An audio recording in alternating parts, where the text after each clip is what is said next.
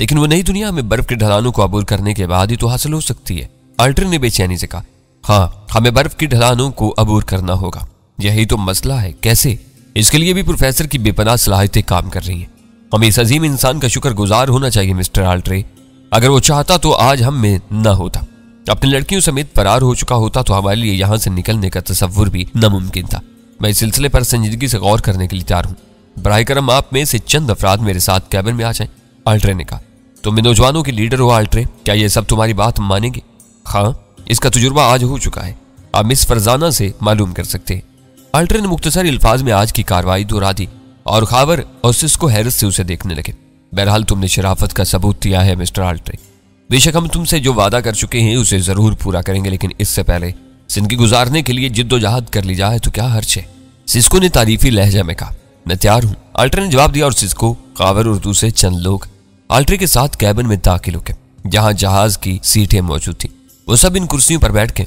तब खावर ने कहा, मैंने पूरी जिंदगी खतरनाक मुहिम्मात में गुजारी है। इन मुहिम्मात ने मुझे जमीन को पहचानने का तजर्बा भी दिया है और इस तजर्बे के तहत मैं दावे से कह सकता हूँ कि ढलानों से परे संगलास जमीन मौजूद है, जहाँ दरख्त, फल, फूल और पानी के चश्मे मौजूद हैं। हम वहाँ रहकर बेहतरीन जिंदगी गुजार सकते हैं और मुमकिन है वहां पहुंचकर हमें मुहज्जब दुनिया तक सफर करने की सहूलत भी फराम हो जाए। ठीक है प्रोफेसर, लेकिन ये नाकाबिले अबूर ढलान बर्फ के इस नापायदार और तकलीफ से जिंदगी से निजात हासिल करके बेहतर जिंदगी गुजारने के लिए खुदकुशी के अंदाज में अगर एक कोशिश कर ली जाए तो क्या हर्ज है? आपके ज़हन में कोई तरकीब है? आल्ट्रे ने पूछा। मैं चंद रोज कबल तजुर्बात कर चुका हूँ और अगर यह नई सूरत हाल पैदा न होती तो मैं शायद अपने प्रोग्राम पर अमल भी कर चुका होता। प्रोफेसर खावर ने कहा, खूब, तब आप मुझे इस तजुर्बे के बारे में बताएंगे प्रोफेसर? हाँ, लेकिन कल सुबह मैं अमली तौर पर अपने तजर्बे की नुमाइश करूंगा। अगर वो कामयाब तजर्बा है प्रोफेसर तो तुम नौजवानों को इसके लिए तैयार पाओगे। आल्ट्रे ने कहा, ठीक है, चुनाचे बाकी गुफ्तगू कल सुबह तक के लिए मुलतवी, प्रोफेसर ने कहा और वो लोग उठ गए। आल्ट्रे उन्हें बाहर तक छोड़ने के लिए आया था और फिर वो मछलियां तैयार करने में मसरूफ हो गए। इसी रात प्रोफेसर फरजाना हस्बे मामूल एक दूसरे से सरगोशियां कर रहे थे। आल्ट्रे के रवैये ने मुझे उलझन में डाल दिया है। क्या यह हकीकत है कि उसने किसी लड़की की आबरू बचाई थी? हाँ, यह हकीकत है डैडी, लेकिन सांप ने वक्ती तौर पर कैंचली बदली है। वो किसी भी वक्त कैंचली से बाहर आ सकता है। ओह, मैं तफसील चाहता हूँ, प्रोफेसर ने सरगोशी की। सुबह को इनके तेवर खतरनाक थे। उन्होंने लड़कियों से कहा कि वो उदासी की फिजा खत्म कर दें और अब जबकि उनके बुजुर्ग फैसला कर चुके हैं कि उन्हें नौजवानों के सुपुर्द कर देंगे तो लड़कियों को भी इनका फैसला कबूल कर लेना चाहिए। मैंने चूंकि तमाम लड़कियों को समझा दिया था कि अगर हम इन नौजवानों को चालाकी से बेवकूफ ना बना सके तो फिर खुदकुशी ही करनी होगी, इसलिए लड़कियों ने उन्हें खुश आमदीद कहा और इनके साथ बाहर निकल आई। खुद जलील आल्ट्रे ने मेरा हाथ पकड़ लिया था। मैं उसके साथ बाहर आ गई थी और फिर मैंने उसे बेवकूफ बनाकर उस बात पर आमादा कर लिया कि इस वक्त लड़कियों के और अपने जमीर को दागदार न किया जाए जब तक प्रोग्राम के मुताबिक वो इनकी न हो जाए। वो गधा बन गया और इसी चक्कर में उसने ग्रेग को कत्ल कर दिया। ओह, प्रोफेसर ने गहरी सांस ली, फिर सरगोशी में बोला, बहरहाल मेरे ज़हन का बोझ दूर हो गया। मेरा दिल चाह रहा है कि एक जोरदार कहका लगाऊं। भेड़िया भेड़ की खाल लौड़कर भेड़ों में शामिल होने चाहता था। बस अब सो जाओ फरजाना, मुमकिन है कल का दिन हमारे लिए बेहद अहमियत रखता हो। दूसरे दिन सुबह सुबह मामूल सब लोग जाग गए। वहां फिर मिकदार में मछलियां हासिल की जा रही थी, इसलिए आजकल सुबह का नाश्ता भी होने लगा था। नाश्ता से फारिग होकर वो सब बाहर निकल आए। नौजवान भी साथ थे।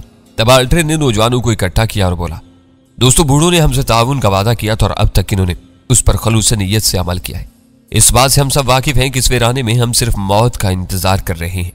कौन इस बात से इनकार कर सकता है कि किसी भी वक्त बर्फ के नीचे मछलियों का जखीरा खत्म हो जाए, बर्फ का कोई खौफनाक तूफान आ जाए और हम सब बर्फ के नीचे दफन हो जाए। ऐसी सूरत में ये बूढ़े भी हमारे लिए कुछ नहीं कर सकेंगे। प्रोफेसर खावर के बारे में सिर्फ इतना कह सकता हूं कि अगर वो मछलियों की निशानदही ना करते तो हम सब अब तक हलाक हो चुके होते। इन्हीं प्रोफेसर खावर ने अपनी लामहदूद मालूमात और तजर्बे से पता चलाया है कि बर्फ के इन ढलानों के दूसरी तरफ संगलास जमीन मौजूद है, जहां दरख्त, फल, फूल और शिकार मौजूद है। अगर हम वहां तक पहुंच जाएं तो बर्फ के इस वीराने से निजात पा सकते हैं और मुमकिन है इसके बाद बैरूनी दुनिया से राब्ता कायम करने का कोई जरिया भी निकल आए। प्रोफेसर ने वहां तक पहुंचने के लिए कोई तजर्बा किया है जिसे वो हमारे सामने दोहराना चाहते हैं। दोस्तों, अगर बूढ़े वादा करें कि वहां जाकर भी वो अपने वादे पर कायम रहेंगे और बगैर किसी ताखीर के लड़कियों को हमारे हवाले कर देंगे तो हमें इनके तजर्बे से फायदा उठाना चाहिए। आप लोगों की क्या राय है? अगर बर्फ के इस जहन्नुम से निजात मिल सके तो इससे बड़ी बात और कौन सी हो सकती है? रॉड्रिक ने कहा और इन तमाम नौजवानों ने हाथ उठा दिए जो दरअसल बूढ़ों के साथ ही थे और उनकी देखा देखी दूसरे नौजवान भी तैयार हो गए। तब आल्ट्रे ने प्रोफेसर खावर से दरखास्त की, प्रोफेसर, हम आपका तजुर्बा देखना चाहते हैं, लेकिन इससे कबल यह वादा जरूरी है कि वहां जाकर भी आप अपने वादे के पाबंद रहेंगे। मिस्टर अल्ट्रे, हम बूढ़े यहां से निकलने की एक कोशिश कर रहे हैं। अगर हम इसमें कामयाब हो गए तो उस जगह पहुंचकर भी हम आपके महकूम ही रहेंगे। वहां जाकर हमारी कुव्वत तो ना बढ़ जाएगी। मैं एक बार फिर यही कहूंगा कि अगर लड़कियों के हसूल से नौजवानों की सलाहियतें निकल आती हैं तो हम खुशी से इन्हें इनके हवाले करने को तैयार हैं। हाँ, ये वादा है, ये हम सब बूढ़ों का वादा है कि नई दुनिया में कदम रखते ही नौजवानों को तमाम लड़कियों से मुंसलिक कर दिया जाएगा और इजाजत दे दी जाएगी कि वो अपनी मर्जी के मुताबिक जिंदगी गुजारे। एडमिरल सिस्को ने कहा, हम सब तैयार हैं, हम सब तैयार हैं। नौजवान खुशी से चीखने लगे। तब बूढ़े खावर ने उन्हें अपने साथ आने का इशारा किया और वह सब उसके पीछे चल पड़े। उनका रुख खौफनाक ढलानों की तरफ था। ढलान तक का तवील और दुश्वार गुजार रास्ता तय करके वो इस निशान तक पहुंच गए जो प्रोफेसर खावर ने कुछ रोज कबल एक तजुर्बा करने पर लगाया था। प्रोफेसर खावर उस निशान के पास पहुंचकर रुक गया। ये मेरे तजुर्बे का निशान है। यहाँ बर्फ बहुत हल्की है और इसके नीचे वैसे ही स्याह पत्थर मौजूद हैं जो मैंने बतौर निशान लगाया है। क्या नौजवान चंद वजनी पत्थर काटने में मेरी मदद करेंगे? जरूर, चंद नौजवानों ने कहा और फिर वो बर्फ तोड़ने वाले कदालों से बर्फ हटाकर पत्थरों के बड़े बड़े टुकड़े काटने लगे।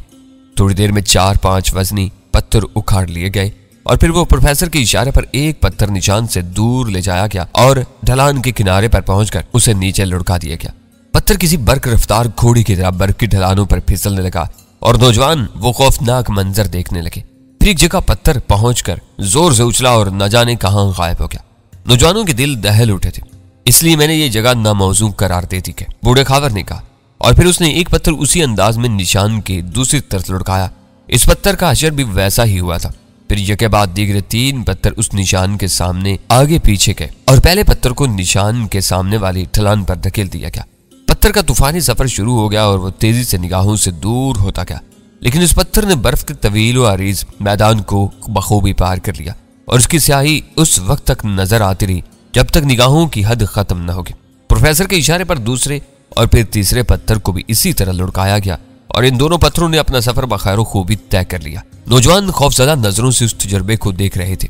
प्रोफेसर खावर ने दिलचस्प निगाहों से उन्हें देखा और फिर बोला, मैंने तय किया था कि एक चौड़ी सिल काटूंगा जिसमें चारों तरफ बर्फ खोदने वाले आलात कीलों की तरह गाड़ दिए जाएंगे। मैं सिल पर नरम चीजें बिछाकर इन्हें इस काबिल बना लूंगा इंसानी जिस्म को इन पर तकलीफ न हो।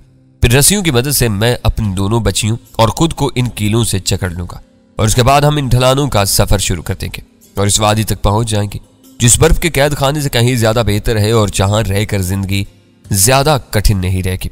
हम वहां से आगे बढ़ने के इंतजाम भी कर सकते थे, लेकिन फिर मुझे एहसास हुआ कि मैं खुद गर्जी से काम ले रहा हूं। मैंने सोचा अपनी तजवीज दूसरों के सामने पेश कर दूं ताकि दूसरे भी हिम्मत करें। मैं पूरे खलूस से अपना प्रोग्राम आपके सामने पेश कर रहा हूं। हमने इस बर्फ से गुजरकर इस वादी में जाने का फैसला कर लिया है और अब मैं आप सबको इस सफर की दावत देता हूं। सफर का तरीकाकार अलबत्ता थोड़ा सा बदल गया है। खावर ने खामोश होकर नौजवानों के खुश्क चेहरे और खौफसदा आंखें देखी और उसके होंठों पर तंजिया मुस्कुराहट फैल गई। मुझे आपके चेहरे देखकर दुख हुआ है। आप जो हम बूढ़ों को कत्ल करने के लिए बड़े पुरजोश नजर आ रहे थे, मेरी तजवीज सुनकर दहशत ज़दा हो गए। अजीब रंग है आपके खून का, क्या आपकी दलेरी यहीं तक महदूद है? तंज न करें प्रोफेसर, अल्ट्रे ने आगे बढ़कर कहा। बिलाशुबा आपका तजुर्बा खतरात से भरपूर है, लेकिन बर्फ के इस वेरादे में सिसक कर मौत का इंतजार करने के बजाय ये बदरजा बेहतर है। एक बार जिंदगी की भरपूर जद्दोजहद कर ही ली जाए। अगर इस जद्दोजहद में मौत आ जाए तो ज्यादा बेहतर होगी। मैं तमाम नौजवानों के बारे में तो नहीं कहता, लेकिन मुझे यकीन है कि हम में से चंद ऐसे जरूर होंगे जो इस जद्दोजहद में हिस्सा लेना पसंद करेंगे। लेकिन इससे कबल चंद सवालात जरूरी हैं। नंबर 1, क्या हमें पत्थरों पर इसी अंदाज में सफर करना होगा जिस तरह आपने बताया? नंबर 2, क्या बूढ़े हमारे साथ धोखा नहीं कर रहे? नंबर 3, अगर हम इस वादी में बखैर खूबी पहुंच गए तो क्या आप लोग अपने वादों से इनराफ तो नहीं करेंगे?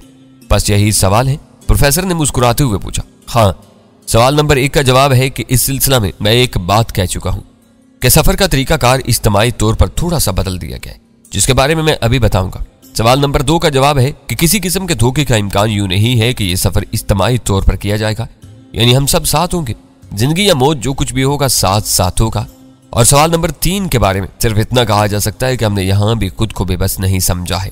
यहां भी हम तुमसे इस वक्त तक जंग कर सकते हैं जब तक हम सब खत्म ना हो जाएं, और जाहिर है हम बुज़दिल नहीं साबित होंगे, लेकिन हमने नौजवानों के मुतालबात को अकल की रोशनी में परखकर सिर्फ इसलिए मंजूर कर लिया कि मुमकिन है इससे इनकी सलाहियतें जाग उठें और वो यहां से निकलने का कोई तरीका सोच लें।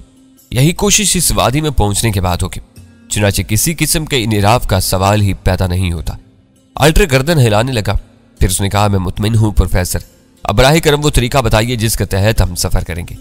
प्रोफेसर खावर ने मुस्कुराते हुए नौजवानों की तरफ देखा और फिर बोला, हम तबाहशुदा त्यारे के ढांचे को बर्फ के पहाड़ से खोद कर निकाल लेंगे, इसका सामने का टूटा हुआ हिस्सा दुरुस्त कर लेंगे और फिर इसे ढलान तक ले आएंगे। फिर हम सब इस त्यारे में बैठ जाएंगे और त्यारा ढलान पर छोड़ दिया जाएगा।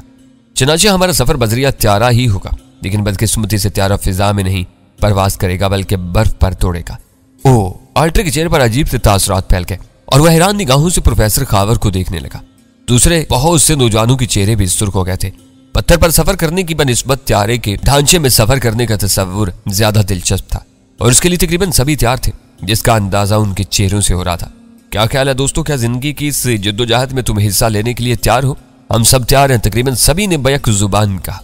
प्रोफेसर खावर दर हकीकत अजीम दिमाग रखते हैं। इस नागहानी आफत में अगर ये प्रोफेसर हमारे साथ न होते तो हम सब अब तक मर खप गए होते। इनकी लाजवाल जहानत ने ग़िज़ा का मसला हल किया और अब प्रोफेसर की जहानत ने एक और गुल खिलाया है।